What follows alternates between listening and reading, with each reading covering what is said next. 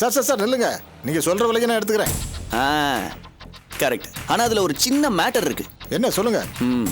இப்ப கிலோவுக்கு 5 ரூபா கூட தரேன்னு ஒத்துக்கிட்டால. ஆமா. ஆனா அந்த 5 ரூபாய கம்பெனி கணக்குல சேர்க்காம தனியா என் கணக்குல சேர்த்து என் கிட்ட வந்துடணும். நீ பழைய ரேட்லயே பில்ல போட்டு அந்த பணத்தை கம்பெனி கொடுத்துடணும். அப்ப நீங்க கம்பெனிக்காக விலையத்துல உங்களுக்காக கேக்குறீங்க. பின்ன அப்ப நான் பழைக்க வேண்டாமா? சரி, இந்த அக்ரிமெண்ட்டுக்கு ஒத்துக்கிட்டா இனிமே இரும்பெல்லாம் நீயே எடுத்துக்கலாம். அப்படி இல்லைன்னா ஏற்கனவே சொன்ன மாதிரி வேற பார்ட்டி கிட்ட கொடுத்துருவேன். என்ன சொல்ற? இல்ல இல்ல நானே எடுத்துக்கிறேன். அப்போ ஒரு 25,000 ரூபாய் கேஷ் கொடு. எதுக்கு? அட்வான்ஸா தானே கேக்குறேன். நீ இரும்பு எடுக்கும் போது 25,000 ரூபாய் கழிச்சிட்டு பேலன்ஸ் எனக்கு கொடுத்துரு. சரி வாங்க போலாம். ஒரு நிமிஷம். இந்த டீலிங் நம்ம 2 பேருக்கு மட்டும் தான் தெரியணும். வேற யாருக்கும் தெரியக்கூடாது. ஓகேவா? ஓகே ஓகே வாங்க பணம் தரேன். வா.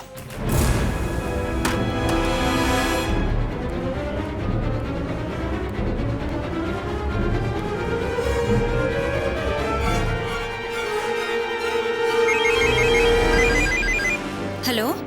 என்னங்க, நான் பானு வீட்டுக்காரு சேகர் பேசுறேன். சொல்லுங்க, எப்படி இருக்கீங்க? நான் நல்லா இருக்கேன். பானு எப்படி இருக்கா? நல்லா இருக்கா. இல்லை, நான் ஒரு பழைய தள்ளுவண்டி வாங்குறதுக்காக இரும்பு கடைக்கு வந்திருந்தேன். அங்கே நம்ம வாசு வந்திருந்தாரு. வாசுவா? அவன் எதுக்கு அங்க வந்தா?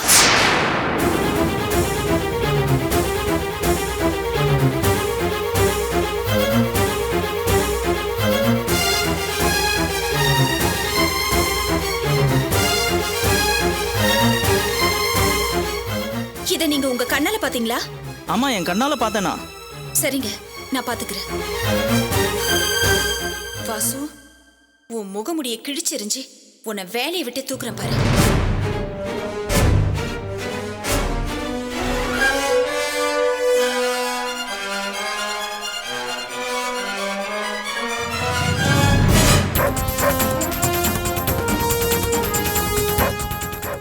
நீ உன் வேலையை காமிச்சிட்டல. நான் அப்பவே நினைச்சேன் நீ இப்படி எல்லாம் பண்ணுவேன்னு. நான் என்ன மேடம்? உன் நடிப்பை நம்ப நான் தயாரா இல்ல. இனி ஒரு நிமிஷம் கூட நீ இந்த ஆபீஸ்ல இருக்க கூடாது. போ வெளியில. மேடம் என்னாச்சு? விடுங்க மேடம். மேடம் விடுங்க. நான் என்ன மேடம் தப்பு பண்ணேன்? என்ன எதுக்காக ஆபீஸ் விட்டு வெளியே போக சொல்றீங்க? பழைய இரும்பு வியாபாரி கிட்ட குறைஞ்ச விலையில இரும்பு போட்டு கமிஷன் வாங்குனது எனக்கு தெரியாதுன்னு நினைச்சிட்டு இருக்கியா? நீங்க அதை கேக்குறீங்களா? மேடம் உங்களுக்கு எப்படி தெரியாது? கமிஷன் வாங்குனது மட்டும் இல்லாம என்ன திமிரு இருந்தா எனக்கு எப்படி தெரியும்னு கேப்ப. இனிமே ஒரு நிமிஷம் கூட நீ இந்த ஆபீஸ்ல இருக்க கூடாது. மேடம் போ வெளியில. மேடம் நான் பணம் வாங்குனது உண்மைதான். ஆனா நான் எதுவும் சொல்ல வேண்டாம். உன் புத்தியை பத்தி எனக்கு தெரியாதா? போ வெளியில முதல்ல. விடு நந்தினி. இனிமே இவன் இந்த ஆபீஸ்ல இருக்க கூடாது. வெளியில அனுப்பு. கொஞ்சம் பொறுமையா இருங்க அர்ச்சனா. என்ன நடந்துச்சு, என்ன பிரச்சனைன்னு இவரை வெளில போக சொல்றீங்க? இவன் என்ன காரியம் பண்ணிருக்கா தெரியுமா? நாம ரெகுலரா இரும்பு போடுற இரும்பு கடைக்காரங்கிட்ட பேரம் பேசி குறைஞ்ச விலைக்கு இரும்பு போடுறதா சொல்லி கமிஷன் வாங்கியிருக்கான். தகவல் தெரிஞ்சு இவகிட்ட வந்து கேட்டா உங்களுக்கு எப்படி தெரிஞ்சதுன்னு பயமே இல்லாம சாதாரணமா கேக்குறான்.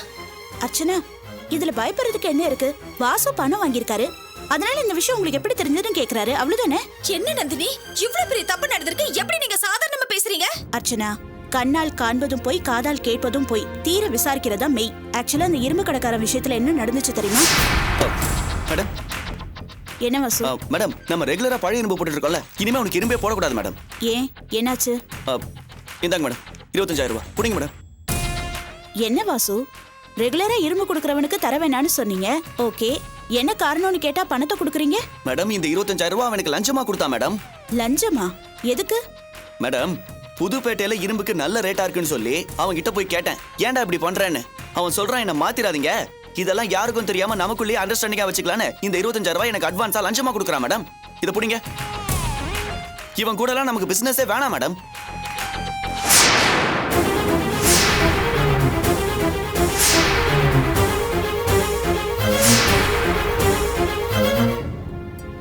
இப்படி வாசு கம்பெனியோட சின்ன சின்ன விஷயங்களையும் அக்கறையோட கம்பெனியோட வளர்ச்சிக்காக ரொம்ப சின்சியரா உழைக்கிறப்போ நீங்க தேவையில்லாம இப்படி அவர் மேல சந்தேகப்படலாமா? இல்ல நந்தினி, என் உள் மனசு சொல்லுது இவன் அந்த விஷயத்துல ஏதோ கோல்மால் பண்ணிருக்கான். இவன் உங்களை ஏமாத்திருக்கான் நந்தினி. இல்ல அர்ச்சனா, உங்களுக்கு இன்னும் வாசு மேல நம்பிக்கை வரல, அதனாலதான் இப்படி பேசுறீங்க. வாசு இந்த ஆபீஸ்ல வேலைக்கு சேர்ந்தது உங்களுக்கு ஆரம்பத்துல இருந்து பிடிக்கல, அதனாலதான் தொட்டத்துக்கெல்லாம் வாசு மேல சந்தேகப்படுறீங்க. ஏன் அர்ச்சனா, தான் உயிரை பணைய வச்சு உங்க குழந்தைய காப்பாத்தி கொடுத்ததுக்கு அப்புறமும் கூடவா உங்களுக்கு வாசு மேல நம்பிக்கை வரல?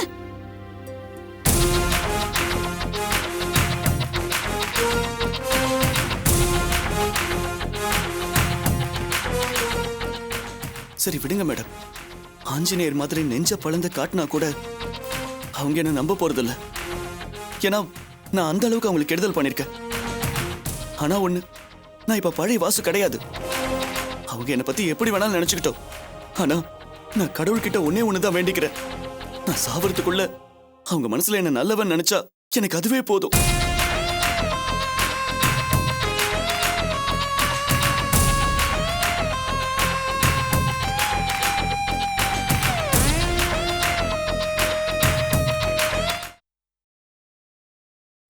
சரி அர்ச்சனா, வாங்க உள்ள போலாம். வாங்க.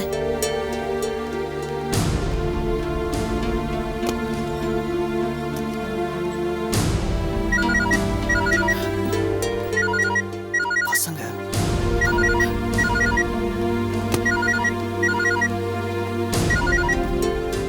ஹலோ மச்சான், பார்ட்டி ரெடி தானே?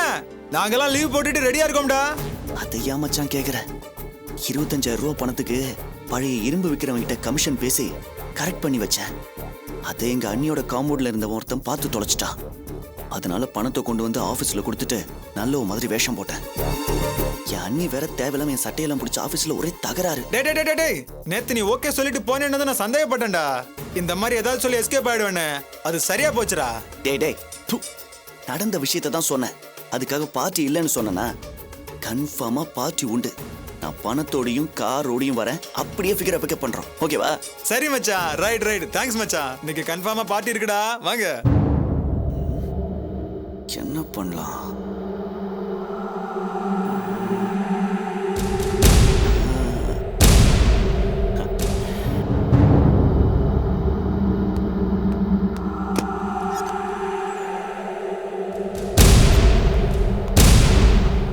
அர்ச்சனா, வாங்க.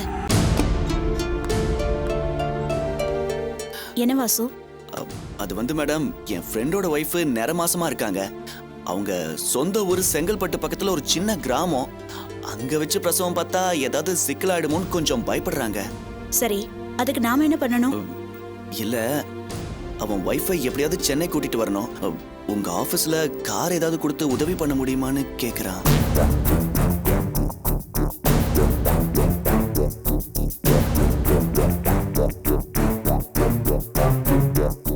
கர்ப்பிணி பொண்ணுக்கு இந்த உதவி கூட பண்ணலனா எப்படி? சரி, காரை கொடுத்து அனுப்புங்க. ரொம்ப தேங்க்ஸ் மேடம். அர்ச்சனாவே பெர்மிஷன் கொடுத்தாச்சு. அப்புறம் என்ன, வண்டி எடுத்துட்டு போங்க வாசு. Okay madam. மேடம், ஒரு சின்ன என்ன வாசு, கார் கேட்டீங்க கொடுத்தாச்சு. அப்புறம் என்ன? மேடம், ஒரு 25,000 ரூபாய் பணம் என் ஃப்ரெண்டுக்கு பிரசவ செலவுக்கு கொடுத்தீங்கன்னா நல்லா இருக்கும். வாசு, உங்க மனசுல என்ன நினைச்சிட்டு இருக்கீங்க? இதென்ன ஃபினான்ஸ் கம்பெனியா? ஐயோ, தப்பா நினைச்சுக்காதீங்க மேடம். மாசம் மாசம் என் சம்பளத்துல இருந்து பிடிச்சுக்கங்க மேடம். நீங்க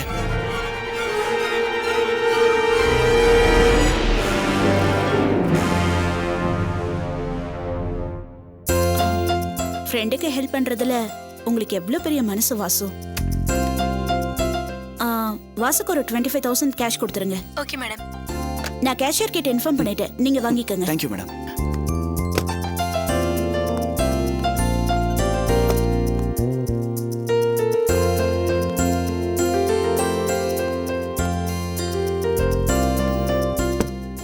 மேடம் ஒரு 25,000 ரூபாய் கேஷ் வாங்கிக்க சொன்னாங்க. ஒரு நிமிஷம் சார். இந்தாங்க.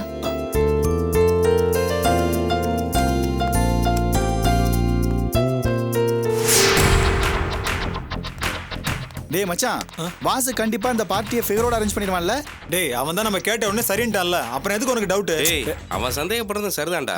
வாசு அவன் பொண்டாட்டிக்கு அல்வா கொடுக்கணும்னு நினைச்சவன் நமக்கு கொடுக்க மாட்டான்னு என்ன நிச்சயம்? டேய், நம்ம வாசுடா. டேய் மச்சான், உனக்கு ஆயுசு 100. இப்பதான் உன்னை பத்தி பேசிட்டு இருந்தா அதுக்குள்ள நீயே நீ என்ன பத்தி என்ன பேசிருப்பேன்னு எனக்கு நல்லா தெரியும். இந்த வாசு கரெக்டா பார்ட்டி கொடுப்பானா இல்ல அல்வா கொடுப்பானா தானே பேசுனேன். டேய், அதெல்லாம் இல்லடா. நீ எப்படி கரெக்ட்டா முடிச்சிரோன்னு தெரியும்டா. எல்லாம் ரெடி தானே? எல்லாம் ரெடி. இந்த பத்தியா வண்டி ரெடி, பாக்கெட்ல ஃபுல்லா துட்டு ரெடி. புரோக்கர் கிட்ட சொல்லியாச்சு. ரீனாவை கூட்டிட்டு நேரா இங்க வருவான். அவளை தூக்கி வண்டியில போடுறோம். ஈஸியார்ல ரூமை புக் பண்றோம். அங்க நாம ஜாலி. ஐயோ, இந்த ஆள் எதுக்குடா இங்க வந்தாரு? பார்த்தாருன்னா பிரச்சனை ஆயிடுமே. டேய், யாரா அந்த ஆளு? இந்த ஆளு நந்தினியோட அப்பாடா. அந்த ஆளை போய் நான் கரெக்ட் பண்ணி அனுப்பிச்சிட்டு வரேன். நீங்க வண்டி எடுத்துட்டு போய் முனையில வெயிட் பண்ணுங்க. ரீனா வந்தாலும் அங்கேயே மடிக்க பிக்கப் பண்ணுங்க. விட்டுட்டு போயிடாதீங்க, சரியா? டேய் காசுடா. இந்தா வச்சுக்கோ. ஏய் இறங்குடா. வண்டி வண்டிடுறா.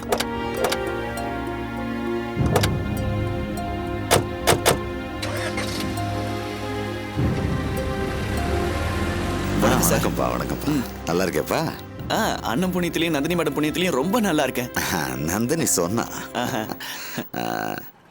நீயும் ரேவதியும் மறுபடியும் சேர்ந்து வாழ்றதுக்கு செல்வம் தான் எல்லா ஏற்பாடுகளையும் பண்ணிட்டு இருக்காப்லையாமே. ஆமா ஆமா. எவ்வளவோ பிரச்சனைகளுக்கு மத்தியில செல்வம் உன் வாழ்க்கையில எவ்வளவு அக்கறை எடுத்துக்கிறாரு பாத்தியா? வாசு, நீ இதை எப்பவுமே மறக்க கூடாது. இல்ல கண்டிப்பா மறக்க மாட்டேன் சார். நான் இதை எதுக்கு சொல்றேன்னா, சார் சார் சார் சார் என்னாச்சு sir? Sir sir sir sir என்னாச்சு? சார் சார் சார் இங்க பாருங்க சார். சார் என்னாச்சு? எனக்கு தெரிஞ்சவர் தான். நல்லா பேசிட்டே வந்தா திடீர்னு மயக்கம் போட்டு விழுந்துட்டாரு. சார் சார் பிராண்டா கொடுங்க. பாத்து. சார் சார் பாருங்க சார்.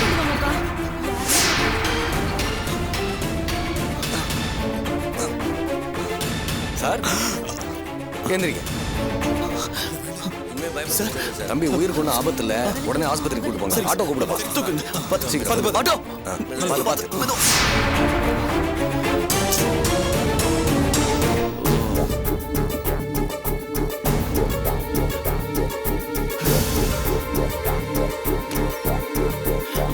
சிஸ்டர், இப்போ அவருக்கு எப்படி இருக்கு? ட்ரீட்மெண்ட் நடந்துட்டு இருக்கு. இப்போதைக்கு எதுவும் சொல்ல முடியாது. கொஞ்ச நேரம் வெயிட் பண்ணுங்க.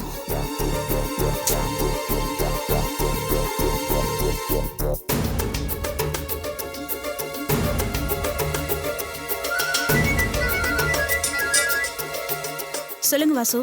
மேடம், நீங்க உடனே கிளம்பி சிஎஸ் ஹாஸ்பிட்டலுக்கு வாங்க. ஹாஸ்பிட்டலுக்கா? யாருக்கு என்னாச்சு?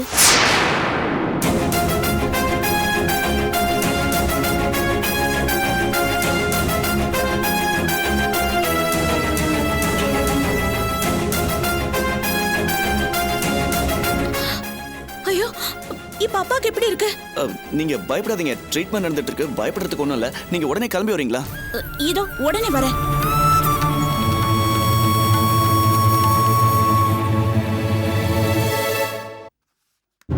நந்தினி வந்தா ஏதாவது சொல்லிட்டு முதல்ல நாம ரிலீஸ் ஆகணும். சொல்லு மச்சான். என்னத்தடா சொல்றது? நாங்க எவ்வளவு நேரம் இங்கேயே வெயிட் பண்றது? டேய், காருக்குள்ள பொண்ணை வச்சுட்டு போறவன் வரவெல்லாம் எங்களை ஒரு மாதிரி பார்த்துட்டு போறான். சீக்கிரம் கிளம்பி வா. டேய், நான் என்ன உங்களை வேணும்னேவா காக்க வச்சிட்டு இருக்கேன்? உங்களை விட எனக்கு தாண்டா அவசரமே. டேய், அங்க வந்து அந்த பெருசு தான் மயக்கம் போட்டு விழுந்துடுச்சு. அவரை நான் தான் கொண்டு சிஎஸ் ஹாஸ்பிட்டல் அட்மிட் பண்ணிருக்கேன்.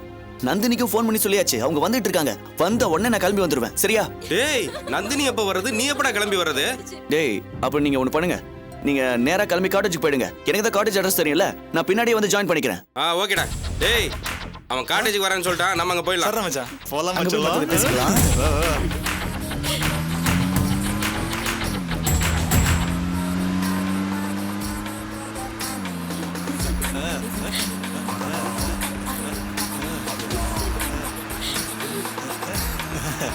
லைட்டா ட்ரை பண்ணு. இல்ல சும்மா சாப்பிடு.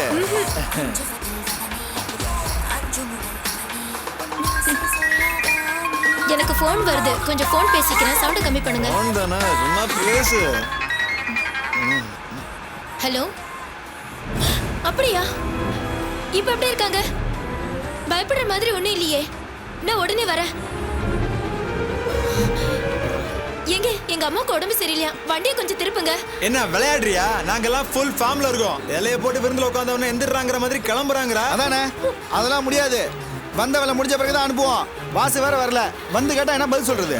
எங்க பாருங்க, எனக்கும் மனசு இருக்கு. எங்க அம்மாவுக்கு உடம்பு சரியில்லை. நீங்க வண்டியை திருப்புங்க. ஏய், ஒன்ன இறக்கி விட்டு நாங்க போய் என்ன செய்யறது? லாட்ஜ்ல போய் தூங்கிட்டு வரதா? ஏய், இருடி. ஏய், வண்டி நிறுத்துங்க. ஏய், ஏய், பச போடா. போடா, வேகமா போடா.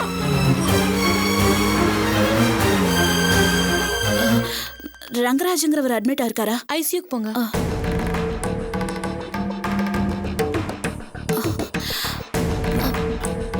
வாசு, அப்பாக்கு எப்படி இருக்கு? டாக்டர் ட்ரீட்மெண்ட் பார்த்துட்டு இருக்காரு. இன்னும் எதுவும் சொல்லல. இதோ டாக்டர் வந்துட்டாரு.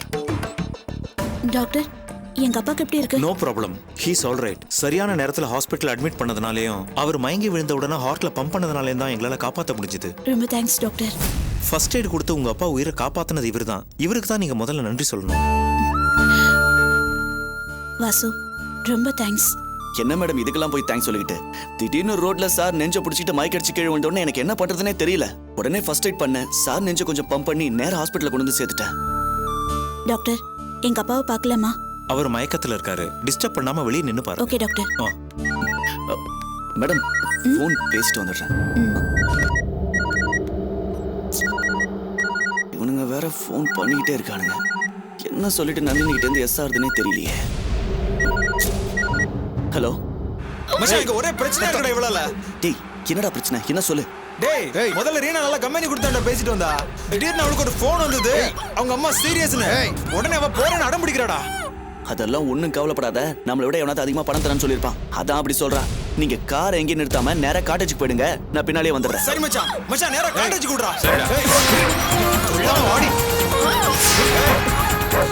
சத்தம் போடாத.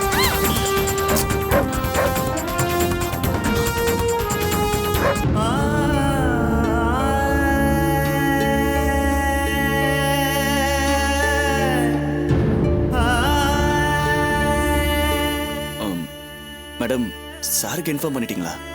இல்ல, செல்வம் ஒரு முக்கியமான மீட்டிங்ல இருக்காரு, அதனால தான் சொல்லல. அதான் டாக்டர் எந்த பிரச்சனையும் இல்லைன்னு சொல்லிட்டார்ல, அப்புறமா சொல்லிக்கலாம். நீங்க கிளம்புங்க வாசு, நான் பாத்துக்கிறேன். சரி அப்ப நான் கிளம்புறேன் மேடம்.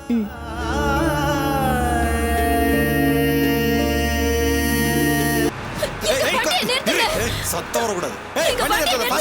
குதிச்சிடுவேன். சந்தோஷமா சங்கடம் அமைதியா இருக்க மாட்டேன். என்னடி கொஞ்சம் பொறுமையா.